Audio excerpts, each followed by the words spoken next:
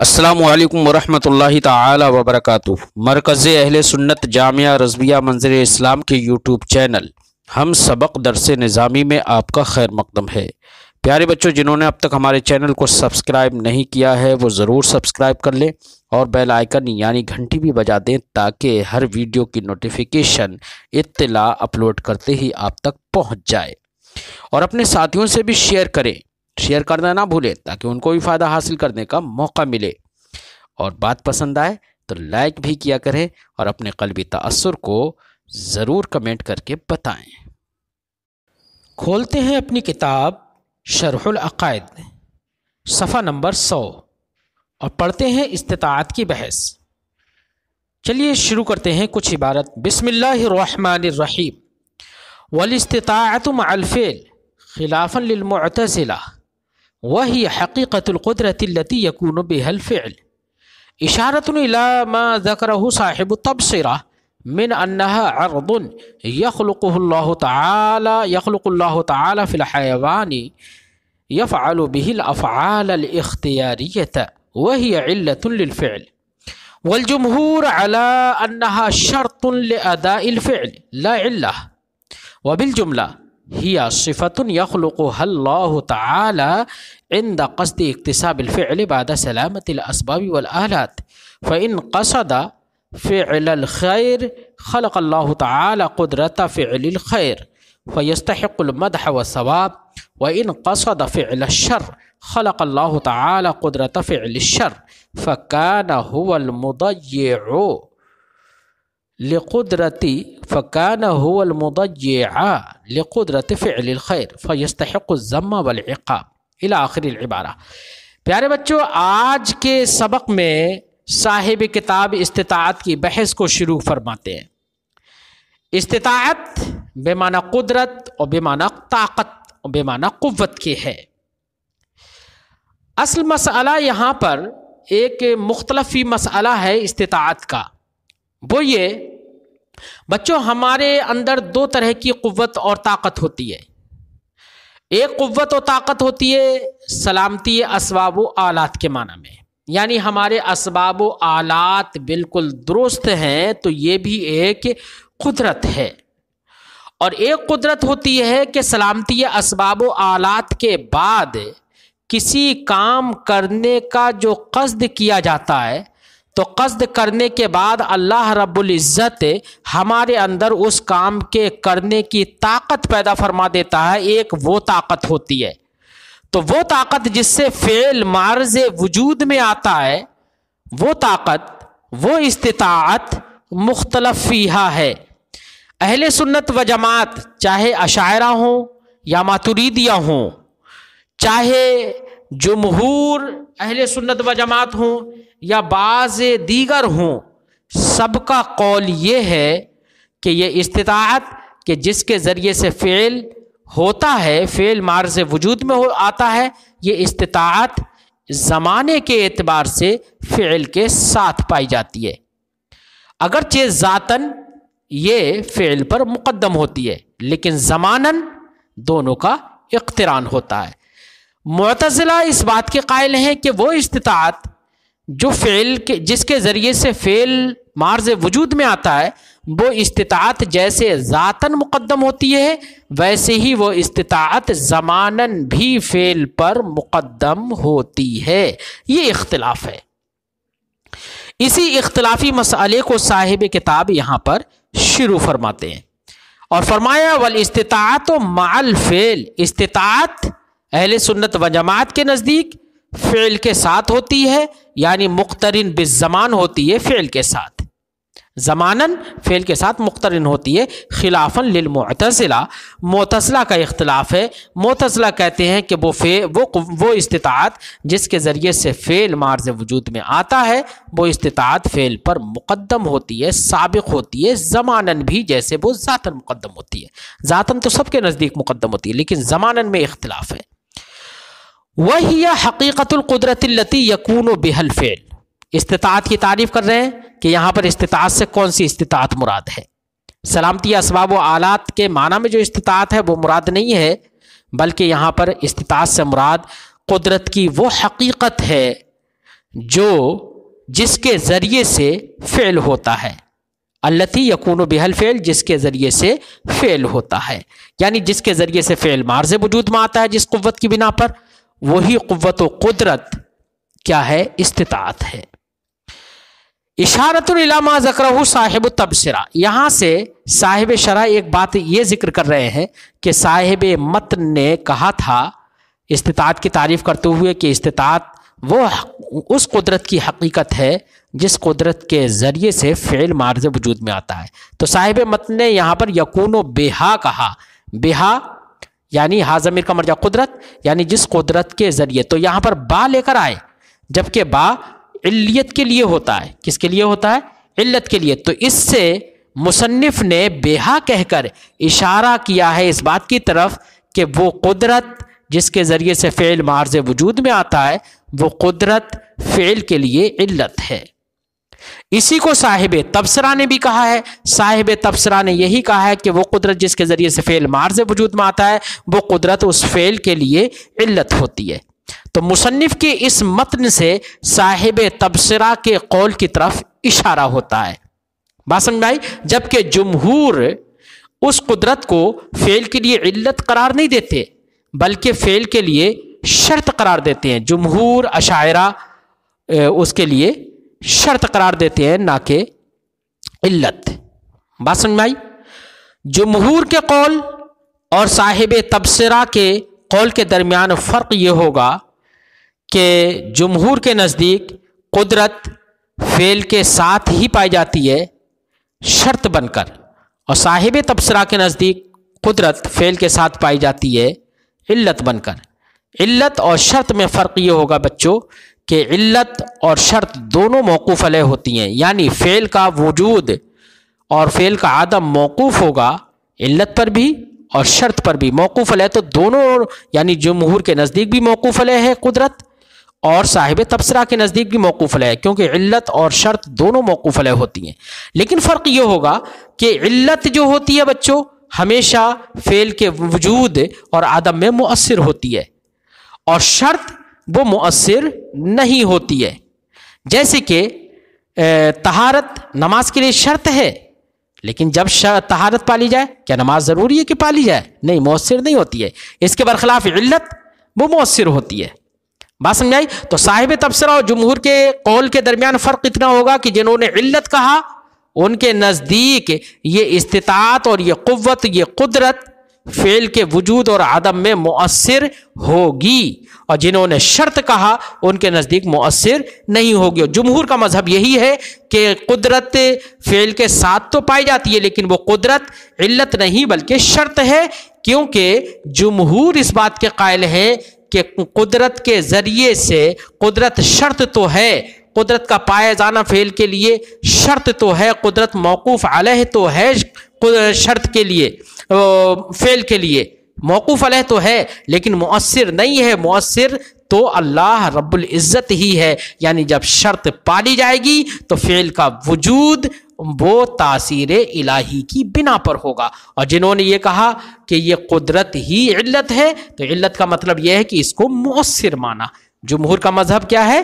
شرط ہے، علت نہیں ہے۔ بہرحال چاہے جمہور کا قول ہو چاہے صاحب تبصرہ کا قول ہو، دونوں کے نزدیک چاہے قدرت کو علت مانا جائے چاہے شرط مانا جائے، بہرحال وہ قدرت فعل کے ساتھ ہوگی زماناً۔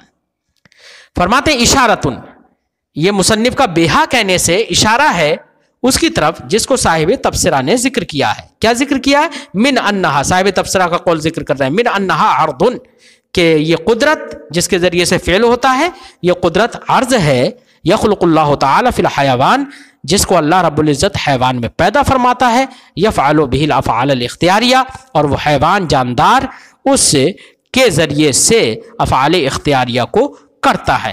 وہی علت للفعل، یہ صاحب تبصرہ نے کہا ہے کہ اور یہ قدرت فعل کے لیے علت ہے۔ فرق ہم بتا چکے ہیں علت اور شرط کے درمیان۔ فرماتے ہیں والجمہور علی انہا شرط لاداء الفعل، اور جمہور اس بات پر ہیں کہ یہ قدرت ادائے فعل کے لیے شرط ہے، لا علت علت نہیں ہے۔ بہرحال چاہے علت مانے صاحب تبصرہ کے قول کے مطابق، چاہے شرط مانے جمہور کے قول کے مطابق، فرماتے ہیں کچھ بھی صحیح، سب کے نزدیک یہ قدرت فعل کے ساتھ ہوگی سوائے معتزلہ کے۔ معتزلہ کے نزدیک فعل سے مقدم ہوتی ہے۔ فرماتے ہیں وہ بالجملہ خلاصہ گفتگو یہ ہے ہی صفت، یہ قدرت ایک ایسی صفت ہے یخلقها اللہ تعالی عند قصد اکتساب الفعل کہ جس سے صفت کو اللہ رب العزت بندے کے اندر پیدا فرما دیتا ہے فعل کے اکتساب، فعل کے کرنے کے قصد کے وقت، بعد سلامتی الاسباب والآلات، آلات و اسباب کی سلامتی کے بعد، یعنی یہ قدرت سلامتی اسباب و آلات پہلے ہوتے ہیں اور یہ قدرت اکتساب فعل کے فعل کے قصد کے وقت اللہ رب العزت اس قدرت کو پیدا فرماتا ہے، اس صفت کو اللہ تعالیٰ بندے کے اندر پیدا فرماتا ہے۔ فَإِن قَصَدَ فِعْلَ الْخَيْرِ، تو اگر بندے نے فعل خیر کا قصد کیا تو اللہ رب العزت فعل خیر کی قدرت اس کے اندر پیدا فرما دیتا ہے۔ تو یہ مدح و ثواب اور ذم و عقاب اس کے قصد کی بنا پر ہے، کیونکہ اللہ رب العزت قدرت کو جو پیدا فرماتا ہے اس کے قصد کے مطابق پیدا فرماتا ہے۔ تو اب اگر کوئی فعل خیر کا قصد کر رہا ہے تو اللہ تعالیٰ فعل خیر کی قدرت کو پیدا کر دیتا ہے، اس وجہ سے فَيَسْتَحِقُّ الْمَدْحَ وَالثَّوَابَ۔ تو اب یہ بندہ اپنے قصد کی بنا پر کہ فعل خیر کا اس نے قصد کیا ہے، اس بنا پر یہ ثواب و مدح کا مستحق ہوگا، دنیا میں مدح کا مستحق ہوگا اور آخرت میں ثواب کا مستحق ہوگا۔ وَإِن قَصَدَ فِعْلَ الشَّرِّ، اور اگر یہ بندہ فعل شر کا قصد کرے، خلق اللہ تعالیٰ قدرت فعل الشر، تو فعل شر کی قدرت اللہ تعالیٰ پیدا فرما دیتا ہے۔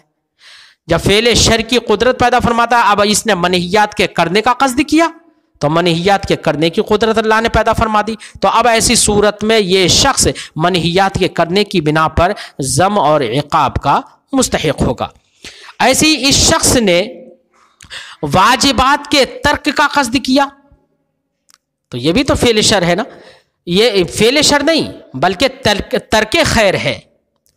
تو واجبات کے ترک کا قصد کیا اس نے تو یہ ترک خیر ہے، تو ترک خیر کی قدرت اللہ تعالیٰ پیدا فرما دیتا ہے۔ جب ترک خیر کی قدرت کا قصد کیا اس نے تو اب اس صورت میں فعل خیر کی قدرت کو ضائع کرنے والا ہو گیا نا، تو فعل خیر کی قدرت کو ضائع کرنے والا ہونے کی وجہ سے یہ ذم و عقاب کا مستحق ہوگا ترک واجبات کی صورت میں۔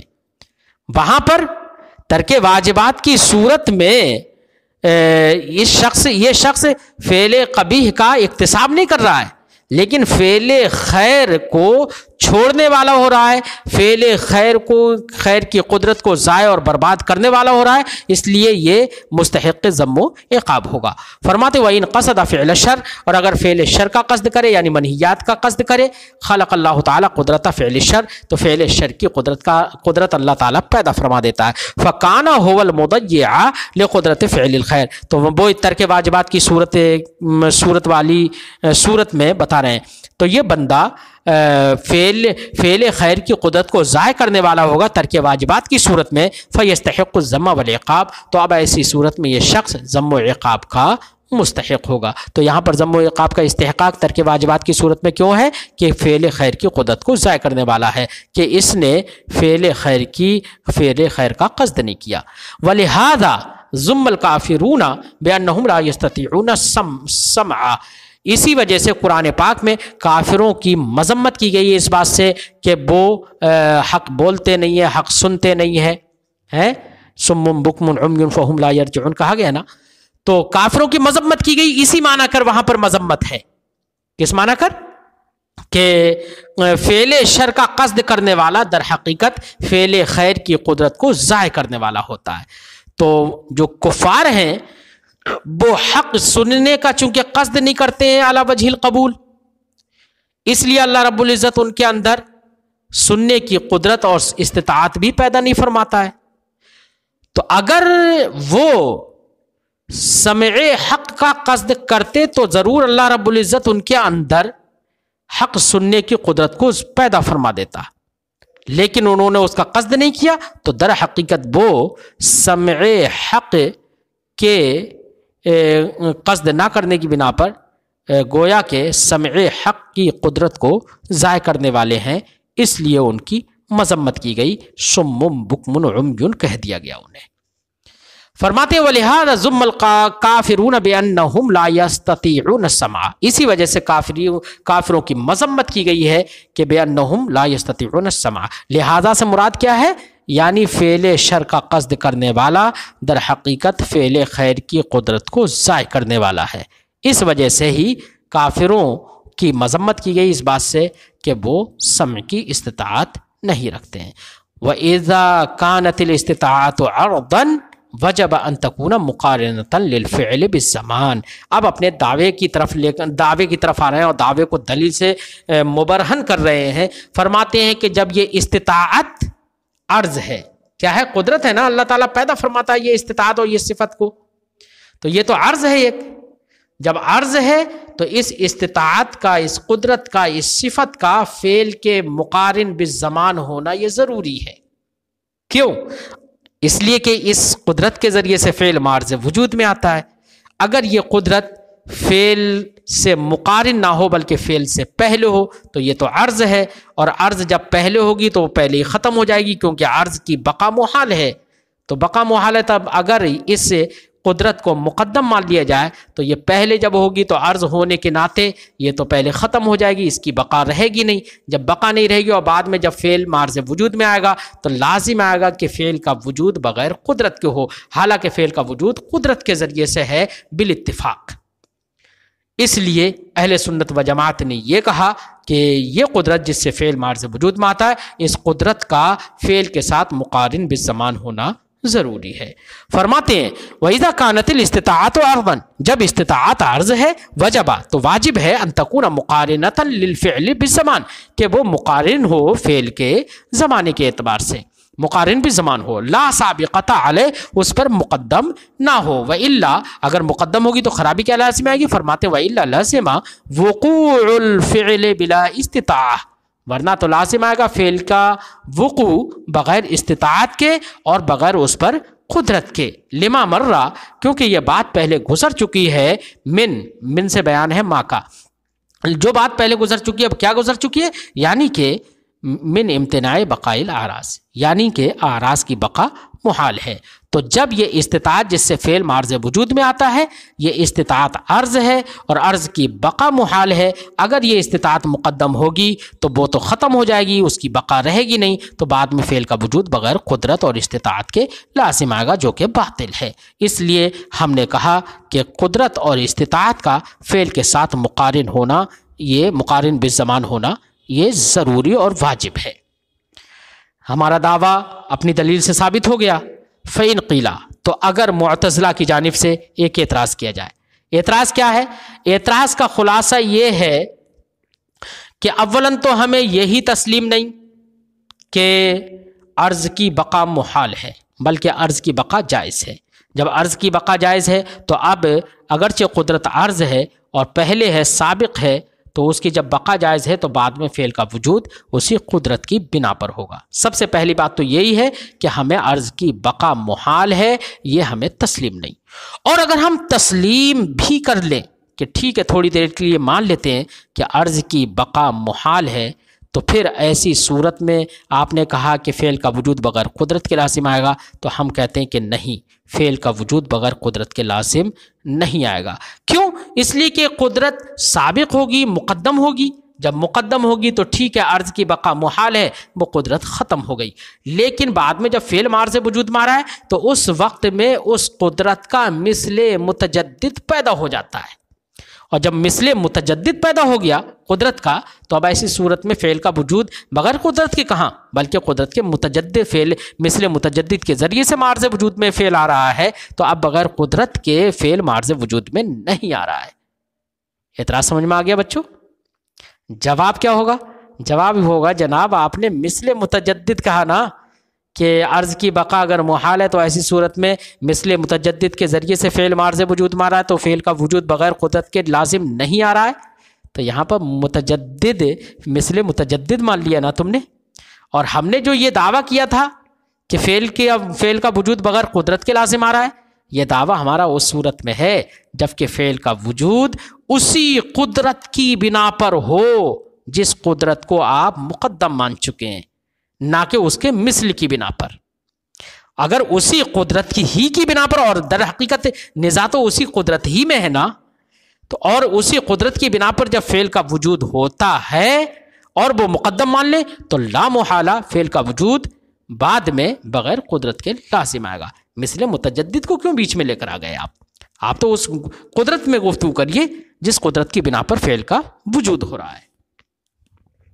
فرماتے ہیں فَإِنْ قِيلَ، اگر اعتراض کیا جائے، لو سلمت، اگر تسلیم کر لیا جائے، لو سلمت استحالت و بقاء الاعراض، اگر بقائے اعراض کا محال ہونا تسلیم کر لیا جائے، یعنی اس کا مطلب کیا ہے؟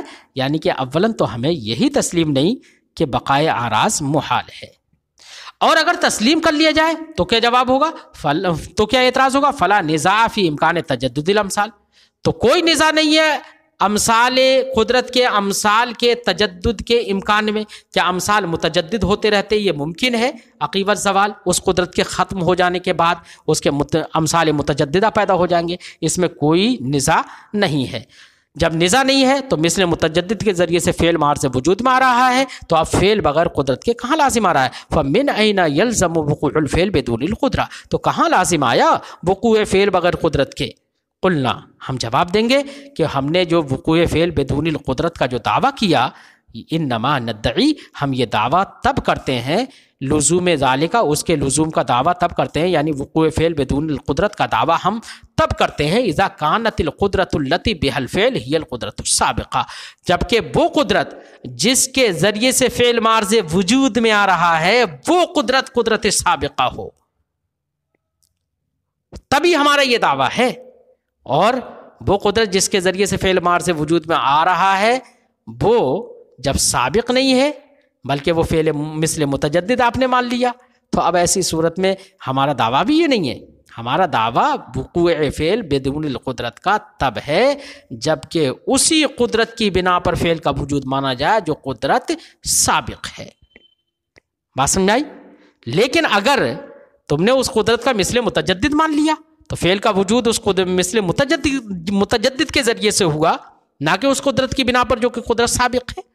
تو جب آپ مثل متجدد کے ذریعے مان لیا، اور اگر آپ اس مثل متجدد کو بھی قدرت مانے تو تم نے اعتراف اس بات کا کر لیا کہ اس بات کا اعتراف کر لیا کہ قدرت فعل کے ساتھ ہے، فعل کی مقارن ہے زماناً، اگر تم یہ کہو گے تو۔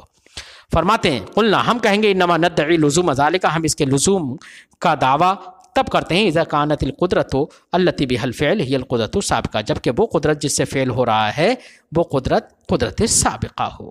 واما اذا جعلتموها المثل المتجدد، لیکن جب تم نے اس قدرت کو مثل متجدد بنا دیا، جو المقارن، جو کہ مثل متجدد فعل کے مقارن ہے، فقد اعترفتم، تو گویا کہ تم نے تحقیق کہ تم نے اس بات کا اعتراف کر لیا بان القدرت التی بها الفعل، کہ وہ قدرت جس کے ذریعے سے فعل معرض وجود میں آ رہا ہے لا تکون الا مقارنۃ له، وہ قدرت نہیں ہوگی مگر فعل کے مقارن، تب تو تم نے ہمارے مذہب کو قبول ہی کر لیا۔